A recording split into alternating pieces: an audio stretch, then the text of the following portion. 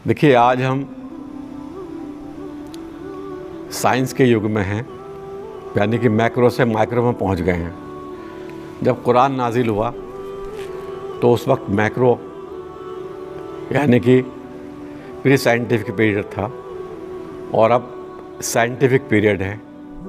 और इस scientific period में भी दौर बदल रहे हैं। मिसाल के तौर पे जो चीज़ें पहले नहीं थी वो अब पॉसिबल हो गई हैं। पहले इलेक्ट्रॉनिक माइक्रोस्कोप नहीं था, अब हो गया है वो। तो कुरान जो है, इसकी अल्लाह ने इसके टेक्स्ट का वादा किया है तो उसका टेक्स्ट महफूज रहेगा, लेकिन इसका एक्सप्लेनेशन जो है वो आप जिस तरह से चाहेंगे कर लेंगे और लोगों को उस तरफ मोटिवेट कर देंगे। देखिए, अब से कोई 70-80 साल पहले, 60 साल पहले, 50 साल पहले, जब मैं छोटा सा था, 60 साल पहले, मैंने देखा कि बहुत इज़्ज़त होती थी और उन्हें बिलीवर्स मोमिन समझा जाता था। तो मौलाना वहीउद्दीन साहब ने जो ये तशरीह की, बहुत अच्छी, इससे रूहानियत पैदा हुई लोगों में। लेकिन कुछ लोगों ने ऐसी तशरीहात की और तफ़हीम के नाम से की, दूसरे नाम से की, 6-6 हिस्सों में की। सैयद कुतुब ने सऊदीया में की, उससे पूरी दुनिया में एक बहरान छा गया। हर जगह वायलेंस ही वायलेंस हो गई, क्योंकि कुरान का जो उन्होंने टेक्स्ट नहीं बदला बल्कि एक्सप्लेनेशन बदल दिया। तो एक्सप्लेनेशन बदलने से क्या हुआ कि लोगों को लगा कि इस्लाम जो है वो एक सियासी मज़हब है, वो पॉलिटिकल एम्पायर चाहता है। और तमाम लोग जो इसके फॉलोवर थे वो हर तरह से हुकूमत को अपने हाथ में लेना चाह रहे हैं और चाहते रहे और इसके लिए कोशिश करते रहे। तो जो हुकूमत में बैठे हुए लोग थे उनसे वायलेंस यानी उनसे झगड़ा करते रहे। तो तमाम दुनिया में वायलेंस ही वायलेंस हो गया और इमेज इस्लाम की ख़राब हो गई। तो देखिए, एक्सप्लेनेटर जो होते हैं वो कुरान को, जब से ये दो कुरान ख़ास तौर से सैयद कुतुब के और हिंदुस्तान में जो तफ़हीमुल कुरान हुआ, तब से तमाम हिंदुस्तान में, तमाम पाकिस्तान में, बांग्लादेश में और अफ़गानिस्तान में, दूसरे ममालिक में, सब जगह पर देखा आपने कि हर जगह वायलेंस ही वायलेंस हो गए, जबकि इस्लाम तो नाम पीस का है। तो मैं ये कहना चाह रहा था कि बहुत विजडम के साथ कुरान को पढ़ें और बहुत विजडम के साथ इसका एक्सप्लेनेशन करें। मिसाल के तौर पे आप सूरह ताहा पढ़ें तो इसमें मूसा अलैहिस्सलाम के बारे में बड़ी डिटेल में ज़िक्र किया गया है।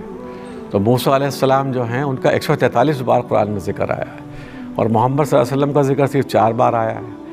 तो मूसा अलैहिस्सलाम की जो बातें हैं वो बड़ी हिकमत वाली हैं। और मैंने देखा कि बहुत से कुरान मैंने पढ़े, बड़े बड़े आलिमों के पढ़े, हिंदुस्तान के, बाहर के लोगों के। मैं बाहर गया, इंग्लैंड गया, मिस्र गया, वहाँ भी मैंने देखा, किताबें पढ़ी, कुरान पढ़ा। तो इस बात को नहीं समझ पाते कि हमें किस तरह से विजडम से, प्रैक्टिकल विजडम से कैसे काम लेना है। मिसाल के तौर पे सूरह ताहा आप पढ़ेंगे तो 86 से लेकर 94 तक आप पढ़ें तो इसमें पूरा ज़िक्र है जब मूसा अलैहिस्सलाम वापस आए खुदा से संवाद करके।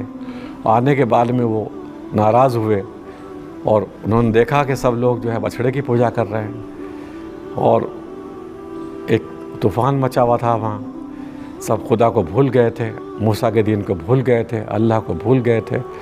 उसके बावजूद भी मूसा अलैहिस्सलाम ने उनसे ये नहीं कहा कि तुम मुशरिक हो, बल्कि उनको बनी इसराइल, अपनी कौम कहा। आप देखें, अपने भाई को उन्होंने, पुराने ज़माने की लैंग्वेज है वो मैं क्या यूज़ करूँ, अब जो कुरान में अल्फाज दिए, पहले ऐसे ही बोला जाता था, ए मेरी माँ के बेटे। लेकिन मेरा उसने अपने भाई हारून को कहा कि आपने ये अच्छा नहीं किया, तो मेरे पीछे इनको इजाज़त दे दी कि ये प्रस्टिश करें, पूजा करें एक बछड़े की। तो इस तरह से तो उस पर हारून जो है बहुत खामोश हो गए और मोहब्बत के साथ में अपने भाई से बताया कि मैं नहीं चाहता था कि यहाँ पर उपद्रव हो, यहाँ पर पीस जो है वो ख़त्म हो जाए, यहाँ पर जो है फसाद पैदा हो जाए। तो इसलिए मैंने अपनी हद तक तो कोशिश की और खुदा से दुआ भी करता रहा और आप आ गए। फिर मैंने सोचा कि आपकी ताकत होगी, खुदा का साथ होगा, हमारी दुआ का असर होगा, फिर हम इस चीज़ों को ख़त्म कर देंगे।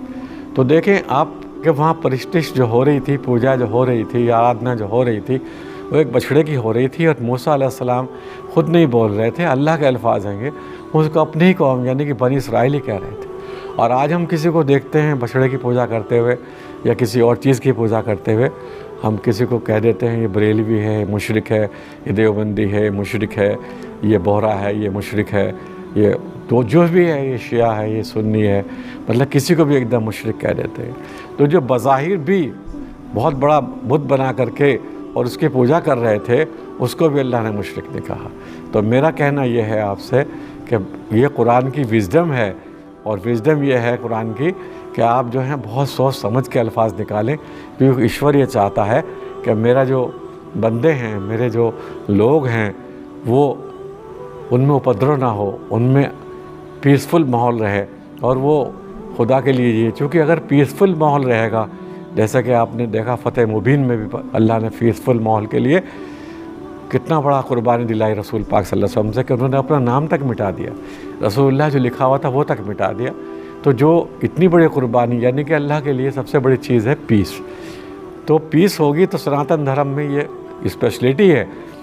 अब वेदों में भी यही किया गया कि वेदों में जो वेदांत यानी कि जो एक्सप्लेनेटर थे वेद के, उन्होंने बताया कि भाई एक तो खली है, बहुत बड़ा पहलवान है, विश्व का सबसे बड़ा, और उससे छोटे ही पहलवान हैं, तो सैकड़ों देवी देवता और सैकड़ों लोग आ गए।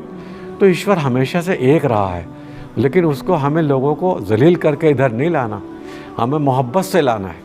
जब हम मोहब्बत से उन्हें लाएंगे तो उसके बाद में फिर आप देखेंगे एक पीसफुल माशरा बनेगा, उसमें प्रोग्रेस होगी, उसमें डेवलपमेंट होगा इंटेलेक्चुअल, और खुदा की मोहब्बत बढ़ेगी लोगों में।